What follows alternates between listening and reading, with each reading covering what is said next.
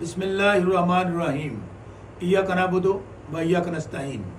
गयूर और गैरतमंद पाकिस्तानियों, इस वक्त इमरान खान की ज़िंदगी को शदीद ख़तरात लाहक हैं। आज खान साहब से जेल में मुलाकात पर पाबंदी आयद कर दी गई है। उनके वकला तक उनको नहीं मिल सकते, उनको नहीं मिलने दिया जा रहा।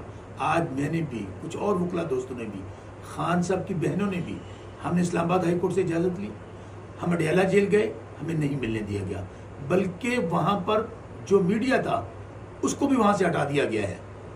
मेरे प्यारे पाकिस्तानियों, पहले खान साहब पर 2 कातिलाना हमले हो चुके हैं। हमें बताया गया कि दहशतगर्द अफगानिस्तान से अडयाला जेल पहुँच गए हैं।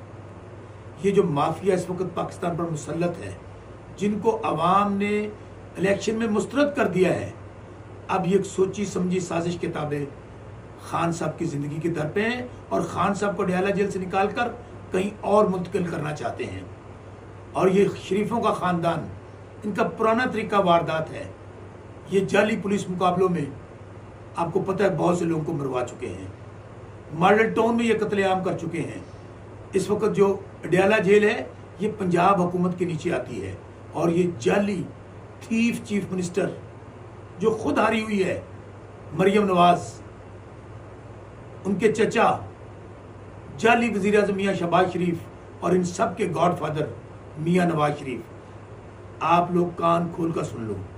अगर खान साहब को कुछ हुआ, अगर खान साहब की ज़िंदगी को कुछ हुआ, आप 3 लोग इसके जिम्मेदार होंगे। आप 3 लोग इसके जिम्मेदार होंगे अगर खान साहब की ज़िंदगी को कुछ हुआ, और कौम आप लोगों को कभी माफ़ नहीं करेगी। रमज़ान मुबारक के बाबरकत महीने, अल्लाह ताला से दुआ है कि अल्लाह ताला इमरान खान की ज़िंदगी की हिफाजत फरमाए। आमीन।